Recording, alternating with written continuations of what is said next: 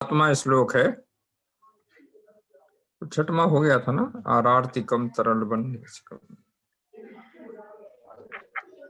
हाँ।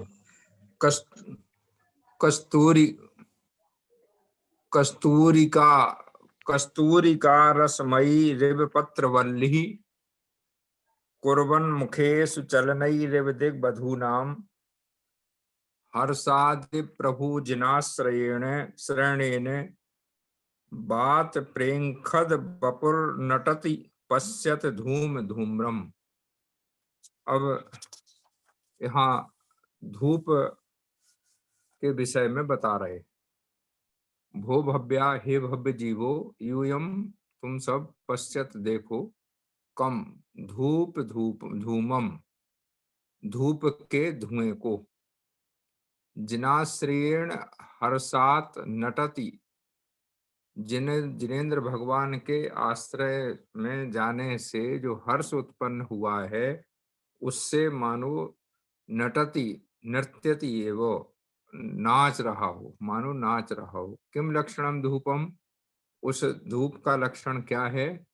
बातेन प्रेंघद बपू कंपमानम शरीरम। क्या कह रहे हैं? बातेन हवा के कारण, बपू शरीर, प्रेंखद प्रेंखद माने कांप रहा है, कंपन हो रहा है। यह समय में दिग्बधू नाम, तो दिशा रूपी स्त्रियां हैं, उनके मुखेसु मुख पर चलनई चलने से परिभ्रमणी पत्रवल्ली कुर्वन एव, जैसे पत्रवल्ली कमलों पर की जाने वाली जो रचना है वह है। किम लक्षणा पत्रवल्ली, उस पत्रवल्ली का कमलों पर की जाने वाले, कपोलों पर की जाने वाली रचना का क्या लक्षण है? कस्तूरिका मयी, वह कस्तूरिका से, कस्तूरी के रस से बनी हुई है, धूपम धूप के समान। अब ये बड़ा बिल्कुल अलग अर्थ किया है। पहले तो जो पुरानी स्त्रियां हैं, और खास तौर से अपने जैनों में तो कम लेकिन अजैनों में बहुत देखी हैं, ग्रामीण स्त्रियां अपने चेहरे के ऊपर कस्तूरी के रस से और ठोड़ी पर, आंखों के पास में, माथे पर ऐसे बिंदियों से एक रचना विशेष करवा लेती। और फिर वो गरीबों में भी इस प्रकार का सूचन, जैसे आज टेटू गुदवाते हैं, तो उस प्रकार की रचना की परंपरा उस समय थी, जो आज एक फैशन बन गया है, टेटू गुदवाना। वो गुदना बोलते थे। तो ऐसा गुदना, वो शरीर, गालों के ऊपर कपोल, गालों के ऊपर, ठोड़ी के ऊपर, आंख के ऊपर, आंख के बगल में, इस प्रकार से वो बनवा लेती थी, जिससे उनका एक प्रकार से श्रृंगार कर्म पूरा हो जाता था। यहाँ वो कह रहे हैं कि दिशा रूपी स्त्रियों के, देखो, वायु से कंपमान शरीर वाला, वायु माने हवा, हवा से कंपित हुए शरीर वाला धूप का धुआं। अब धुआं क्या हो रहा है? हवा चलती है, धुआं उड़ता है।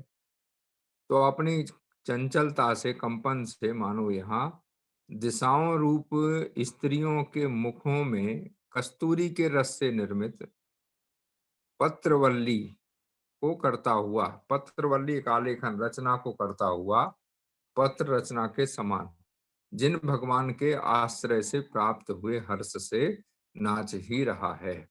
अब जो धूप चढ़ाने से धूप खेई, तो उससे धुआं उठा, उस धुएं के उठने से ऐसा प्रतीत हुआ कि मानो वह जिनेन्द्र भगवान के सामने नाच रहा हो। और उसकी तुलना किससे की? कस्तूरी के रस से। कहते हैं कि कस्तूरी के रस का जो रंग है वह भी काला होता है। तो काले उससे ही गुंदना जो है वो महिलाएं करवाती थी। तो दिशा रूपी स्त्रियों के मुख में कस्तूरी के रस से बनाई हुई पत्र रचना के समान, पत्र रचना को करता हुआ प्रभु श्री जिनेन्द्र भगवान के आश्रय से हवा से कंपित है शरीर जिसका, ऐसा धूप का धुआं हर्ष से मानो नृत्य ही कर रहा हो, ऐसा मालूम होता है। अब फल, उच्चै फलाय परमामृत संज्ञकाय नाना फलैर्जिनपतिं परिपूजयामि तद्भक्तिरेव सकलानि फलानि दत्ते मोहेन तत्तदपि याचते एव लोका। अहम श्रावकः जिनपतिं नाना फलै परिपूजयामि। मैं श्रावकगण जिनपतिम जिनेन्द्र भगवान को नाना फलई विभिन्न प्रकार के फलों से परिपूजयामि पूजा करते हैं। कसमई किस लिए, उच्चई फलाय उच्च फल की प्राप्ति के लिए, और परम अमृत संग का है जिसकी परम अमृत रूप संज्ञा दी गई है, ऐसे मोक्ष रूप उच्च फल की प्राप्ति के लिए क्या करते हैं, नाना फलई जिनपतिम परिपूजयामि विभिन्न प्रकार के फलों से जिनेन्द्र भगवान की पूजा करते हैं। तद भक्तिरेव सकलानि फलानि दत्ते, आपकी भक्ति से ही संपूर्ण फलों की प्राप्ति होती है। माने जिनेन्द्र की जो भक्ति है वह सभी फलों को देती है। मोहेन तदपि याचत एव लोकाः, फिर भी लोग मोहेन मोह के कारण, अज्ञानता के कारण आपसे याचना करते हैं। उच्चै फलाय परमामृत संग काय नाना फलई जिनपतिम परिपूजयामि। मैं क्या हो रहा है कि उच्च ही फलाई उच्च ही फलाय उच्च फलों के द्वारा, और उच्च फल के लिए कैसा, परमामृत संग काय, परमामृत रूप जिसकी संज्ञा है, जिसका नाम है, ऐसे उच्च फल यानी मोक्ष की प्राप्ति के लिए नाना फलई विभिन्न प्रकार के फलों से जिनपतिम जिनेन्द्र भगवान को परिपूजयामी पूजता हूँ। परिपूजयामी माने अच्छी तरह से पूजा करता हूँ। मैं उत्कृष्ट अमृत नामक उन्नत फल मोक्ष को प्राप्त करने के लिए अनेक फलों से जिनेन्द्र देव की पूजा करता हूँ। तद भक्तिरेव सकलानि फलानि दत्ते, आपकी जो जिनेन्द्र की भक्ति है, आप जिनेन्द्र की जो भक्ति है वह सकलानी संपूर्ण फलानी फलों को दत्ते देती है, देने वाली है। मोहेन तत्तदपि याचत एव लोकाः, फिर भी जो संसार के लोग हैं वे क्या करते हैं, अज्ञानता से आपसे फल की याचना करते हैं। माने फल की याचना की आवश्यकता नहीं है, जिनेन्द्र भगवान तो स्वयं ही फल देते हैं, और जो जो फल चढ़ाते हैं। तो यहाँ कह रहे हैं कि उत्कृष्ट अमृत नामक उन्नत फल को प्राप्त करने के लिए मोक्ष फल का प्रयोजन क्या है, फल चढ़ाने का, कि मुझे मोक्ष फल की प्राप्ति हो। तो ऐसे मोक्ष फल की प्राप्ति के लिए जिनेन्द्र भगवान की कैसे नाना फलई जिनपतिम परिपूजयामि, विभिन्न प्रकार के फलों से जिनेन्द्र भगवान की पूजा करता हूँ। और आप कैसे हैं, तद भक्ति रेव, वह भक्ति ही सकलानि फलानि दत्ते, संपूर्ण फलों को देती है। मोहेन तत्तदपि याचत एव लोकाः, फिर भी संसारी जो लोग हैं वे अज्ञानता से फल की याचना करते हैं। प्रकारांतर से कहने का भाव यह है कि जिनेन्द्र भगवान के सामने हमें लौकिक फल आदि की कामना नहीं करना चाहिए, और जो हम पूजा कर रहे हैं फल चढ़ा करके, उसका जो उद्देश्य है वह मोक्ष फल की प्राप्ति है। पूजा विधिम विधिवदत्र विधाय देवे स्तोत्रम च सम्मद रसाश्रित चित्त वृत्ति पुष्पांजलिम विमल केवल लोचनाय यच्छामि सर्व जन शांति कराय तस्मयी। अब क्या कह रहे हैं, अत्र देवे विधिवत विधि पूर्वक पूजा विधिम, पूजा की विधि को च पुनः स्तोत्रम विधाय करके तस्मयी उन सर्वज्ञ के लिए, उन अनंत भगवान के लिए पुष्पांजलिम यच्छामि, क्या कर रहे हैं, पुष्पांजलि देते हैं।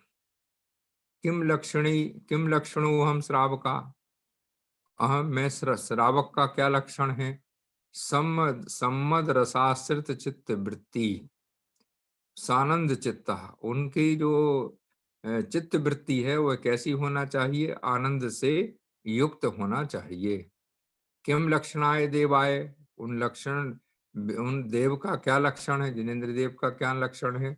विमल केवल लोचनाय, जिनके के विमल, विमल माने निर्मल, केवल ज्ञान से निर्मल नेत्र हों, केवल ज्ञान रूप नेत्र से संयुक्त होकर।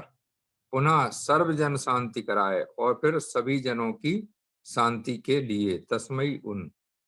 अब क्या हो रहा है? अष्ट द्रव्य चढ़ाने के बाद फिर बाद में पुष्प क्षेपण करते हैं, पुष्पांजलि चढ़ाते हैं। तो यहाँ कह रहे हैं पूजा विधिम विधिवतत्र विधाय, अत्र यहाँ पूजा विधि को विधिवत करके, देवे स्तोत्रम च, फिर क्या करते हैं? देवता का, जिनेन्द्र भगवान का स्तवन करते हैं, स्तोत्र पढ़ते हैं। और कैसे पढ़ते हैं? सम्मद रसाश्रित चित्त वृत्ति, जो हर्ष उत्पन्न हुआ है पूजा करने से, वही हुआ है रस, उससे आश्रित है चित्त की वृत्ति, माने चित्त में आनंद को लेकर के। चित्त की वृत्ति, जिसकी आनंद से युक्त चित्त की वृत्ति है, ऐसा में शास्त्रानुसार भगवान जिनेन्द्र की पूजा करके, विधिवत जिनेन्द्र भगवान की पूजा करके, भली प्रकार से स्तोत्र को पढ़ के, यानी भली भांति स्तोत्र को पढ़ के, विमल केवल लोचनाए, केवल ज्ञान रूपी नेत्र को धारण करने वाले, सर्वजन शांति कराए, समस्त लोगों को शांति करने वाले, तस्मई तस्मई उन अरहंत भगवान के लिए क्या करता हूं? पुष्पांजलिम यच्छामि, पुष्प समर्पित करता हूं, पुष्पांजलि देता हूं। तो श्रेष्ठ जो हर्ष, जो पूजा करने से हर्ष उत्पन्न हुआ है, हर्ष का प्रतिफल क्या है? आनंद की प्राप्ति। तो चित्त की वृत्ति में आनंद समाया हुआ है जिसके, ऐसा में विधिवत, विधिवत से तात्पर्य है शास्त्रों में जैसी व्यवस्था बताई गई है उसके अनुसार पूजा विधिम विधाय, भगवान जिनेन्द्र की पूजा करके, स्तोत्रम च, और स्तोत्र पढ़ करके, सम्मद सम्मद रसाश्रित चित्त वृत्ति कैसी है? चित्त की वृत्ति कैसी है? रस से युक्त है चित्त की वृत्ति जिसकी, और जिसमें और क्या हो रहा है? विमल केवल लोचनाए, विमल निर्मल केवल ज्ञान रूपी नेत्र जिनके पास हैं, ऐसे जिनेन्द्र भगवान को सर्वजन शांति कराए। और कैसे हैं? सभी जनों के लिए, समस्त जीवों के लिए शांति करने वाले हैं, ऐसे उन जिनेन्द्र भगवान को पुष्पांजलि में यच्छामि, पुष्पांजलि देता हूँ, पुष्प समर्पित करता हूँ। श्री पद्म नंदित गुणौघ्नकारी मस्ति, पूजादिना यदति ते कृतकृत्यतायाः, स्वश्रेयसे तदपि तत्कुरुते जनोरिहन्, कार्याकृषि फलकृते न तु भूपकृत्यै।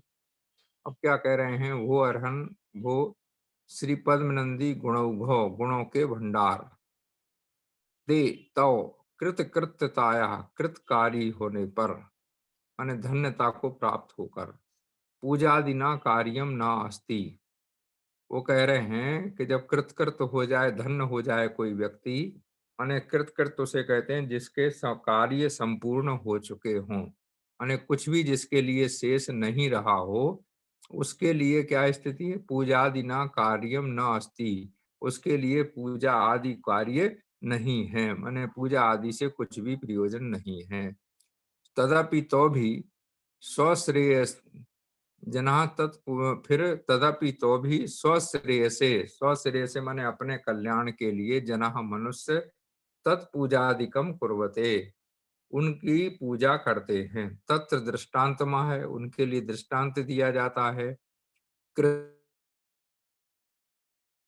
फल कृते करनाय कार्य कर्तव्या, खेती, कृषि माने खेती, फल कृते फल की प्राप्ति के लिए करनाय करना चाहिए, ना तो भूप कृत्य, राजा के प्रयोजन को सिद्ध करने के लिए नहीं।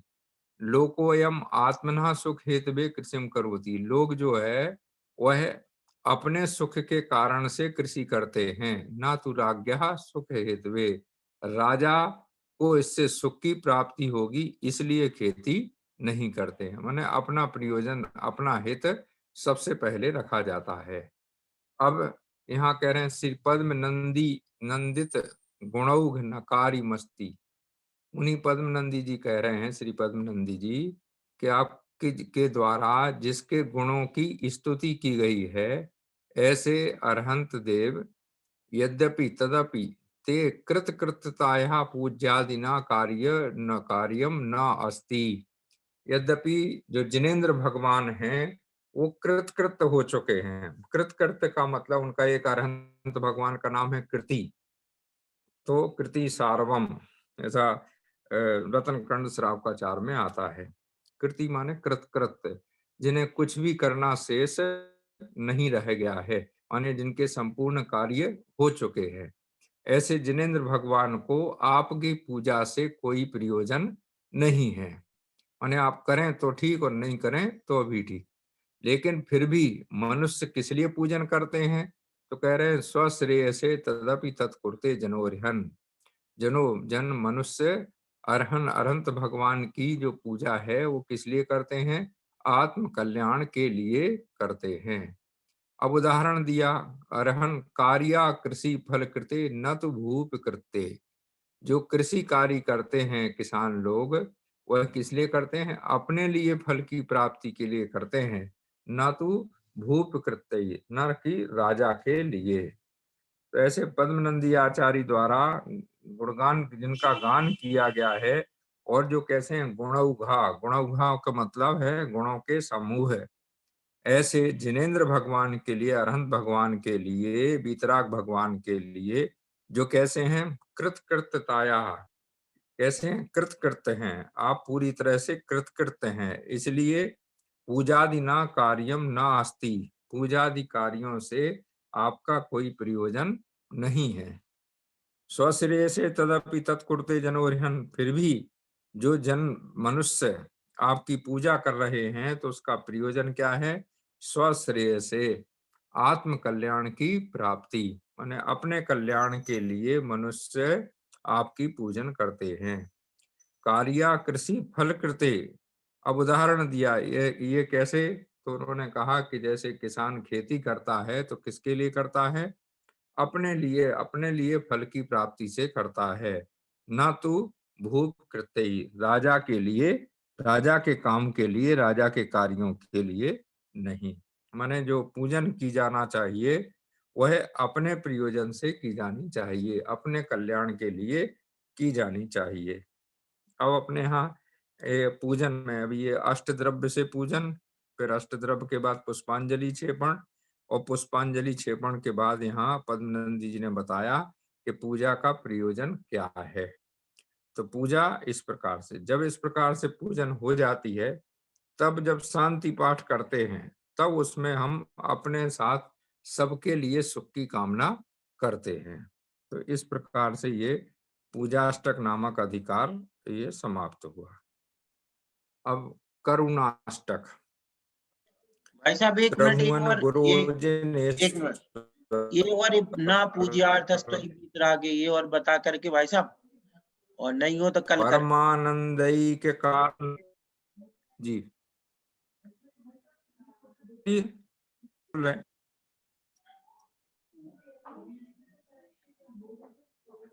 हेलो।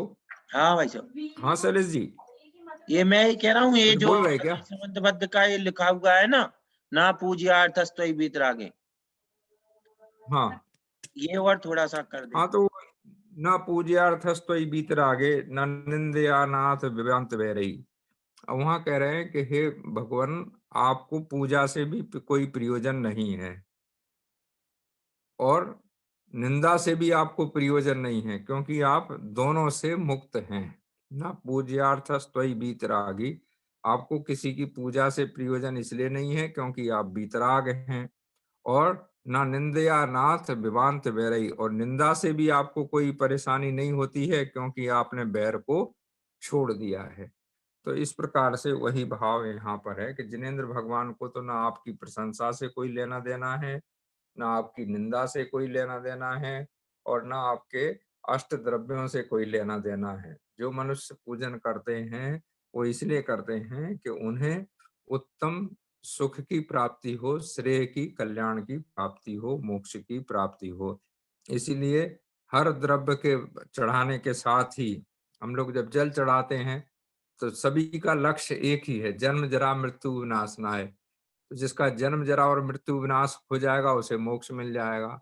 संसार का ताप नष्ट हो जाएगा, चंदन चढ़ाएँगे तो भी मोक्ष हो जाएगा।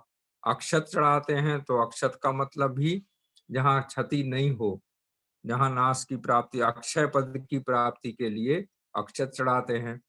पुष्प जो है कामबाण विध्वंसनाय, जब जिसकी कामनाएँ नष्ट हो जाएँगी, कामबाण समाप्त हो जाएगा, उसके लिए भी मोक्ष मिल जाएगा। फिर नैवेद्य चढ़ाते हैं तो क्षुधा रोग विनाशनाय नैवेद्यम निर्वापति स्वाहा। तो क्षुधा रोग जिसकी सांसारिक भूख मिट जाएगी तो उसको भी मोक्ष हो जाएगा। मोहांधकार विनाशनाय दीपम, तो मोह रूपी अंधकार जिसका अज्ञानता जिसकी समाप्त हो जाएगी, केवल ज्ञान जिसे प्राप्त हो जाएगा उसको मोक्ष हो जाएगा। फिर अष्टकर्म दहनाय धूपम, तो जिसके अष्टकर्म ही नष्ट हो गए हों उसको भी मोक्ष मिल जाएगा। और सीधे फिर कहते हैं मोक्ष फल प्राप्ताय फलम, तो मोक्ष रूपी फल की जिसको प्राप्ति हो गई तो उसे सीधे मिल ही गया। और अगर अर्घ भी चढ़ाते हैं समुच्चय तो भी कहते हैं अनर्घ पद प्राप्त है, जो पद कभी समाप्त नहीं होता है, ऐसे पद को पाने की। तो हर द्रव्य में एक ही कामना यह भक्त करता है, पूजक करता है कि मुझे मोक्ष की प्राप्ति हो।